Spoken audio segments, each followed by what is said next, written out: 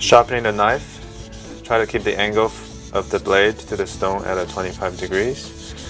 We sharpen the right side first and we flip it over. We start from the tip. Apply pressure when you're pulling back.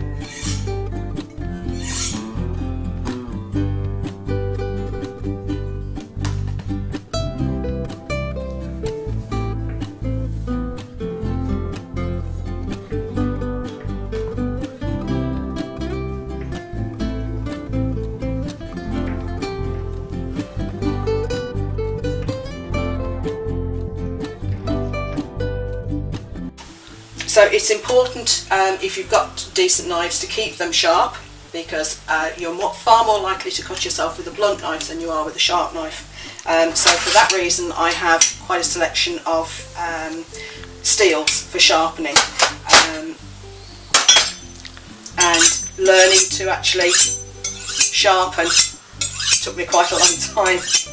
To sharpen effectively and efficiently, it's important to have the right angle between the knife blade and whatever you're using to sharpen, and that's supposed to be about 20 degrees, and you work equally on both sides of the blade. You don't constantly do one side, because then you get a burr on the edge of the knife and that will actually make it blunter. So you work equally on both sides, and it can take, as I said, a little while before you get proficient. The butchers do it so quickly you can't see them. I'm still quite slow doing it.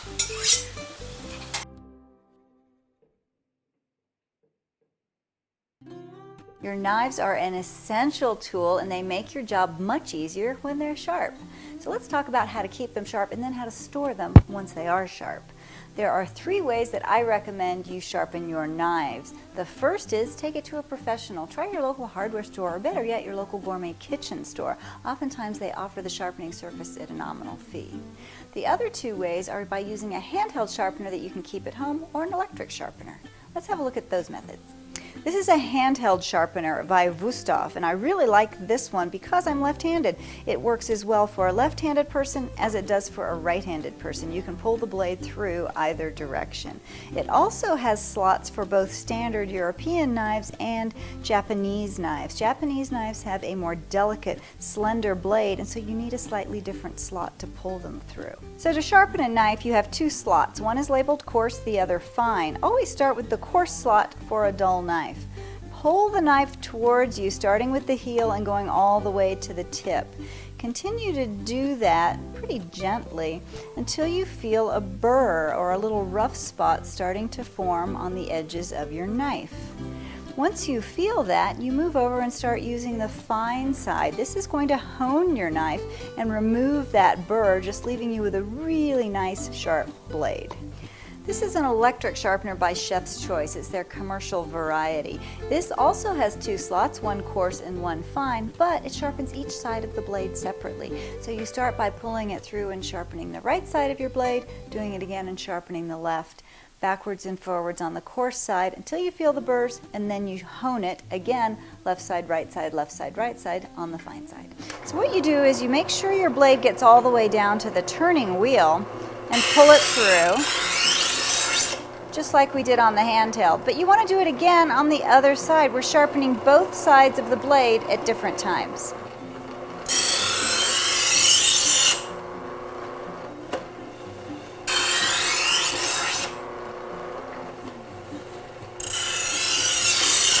You need to make sure your knife comes in contact with the cutting wheel, and again you're going to start feeling your knife for that burr to form.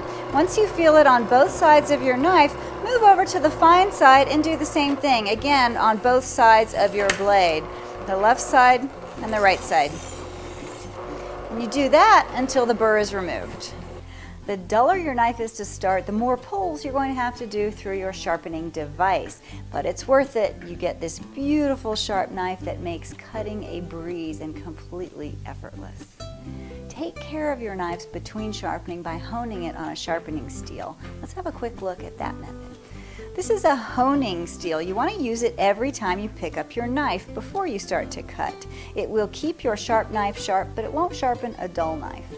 Hold your knife at a 20-degree angle to the steel. To figure out what that looks like is start with your 90-degree angle, go halfway, that would be 45-degree angle, and about half of that is just around 20. You want to sharpen both sides of your blade, so start with the heel at the top of the steel and just rotate the blade down at that 20-degree angle, finishing at the tip. Then come around behind the steel and do the same thing on the other side of your blade.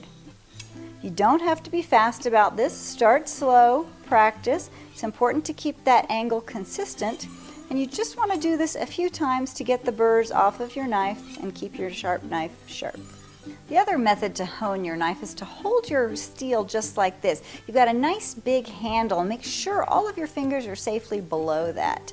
Start at the top of the steel with the base of your knife, again holding it at a 20-degree angle, and just rotate the knife down the steel on both sides. Again, there's no rush. Take your time. Make sure you keep your 20-degree angle, and once you get well and practiced, you can go a little bit faster. Now that your knives are nice and sharp, you want to store them properly. If you want to put them in a drawer, you can buy these edge guards. They're inexpensive and they protect each of your knives from you and from each other. Or you can buy a wooden holder. This separates each knife and makes them easy to access. If you want to keep them on the countertop, get a nice wooden block. It stores everything in its own little slot, and your knives will be ready at your fingertips when you need them. Bon appetit!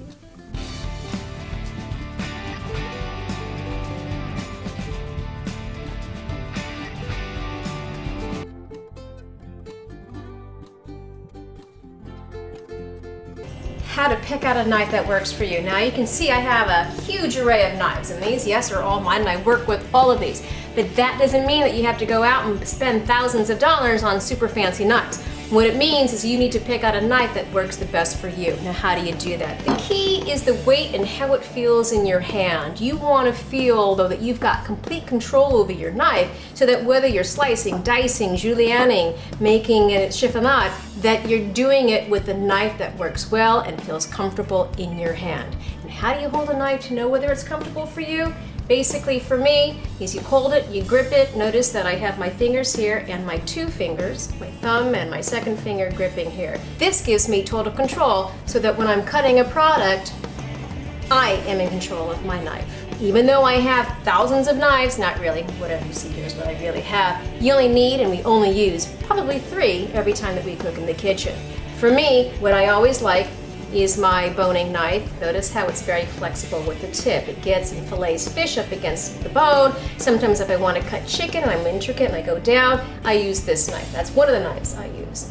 The second knife I always use is a paring knife. Why? Because I can pare apples, vegetables, whatever I need if I can't find a peeler, and also it's very quick for me. And also if I want to do smaller intricate pieces, I will use my paring knife. And the third knife that I will always use is this. This is also used as a chef's knife, but the way that it's cut is very aerodynamic. It has a different nose. It allows me to rock everything smoothly back and forth. So these are the three knives that I use all the time. Additionally, sometimes I'll use a serrated knife. Why? Cut bread, certain cuts of meat, it comes in handy. And sometimes I will use a utility knife, which is often a little bit thinner than this one. Those are the knives that I use, regardless of how many knives I own. So what is important? The weight of the knife, how it feels in your hand when you're holding it properly, and price. Price point is always very important. And the last thing I want to impress on you is that a sharp knife always hurts less than a dull knife when you cut yourself, and you are in control of your knife.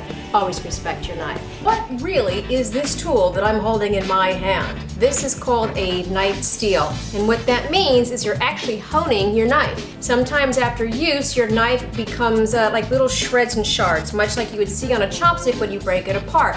This tool will remove the actual fragments and make your knife more aligned, or better aligned, or easier to use. This does not actually sharpen your knife, it actually hones your knife, which is a difference. Doesn't matter whether you go fast or slow, the proper thing is to know is that you want to keep it at a particular angle. And however many times you do it on one side, you want to make sure that you do it on the other side. So if I do it 10 times on this side, I'm going to do it 10 times on this side. It's that easy. These never go bad, so it lasts you a lifetime. They're about 10 bucks. You get porcelain, metal, whatever you want. You want to hone your knife probably about once every 3 or 4 weeks just to keep them in shape. And that's it. And I will see you next week with another bootleg tip. Thank you for watching.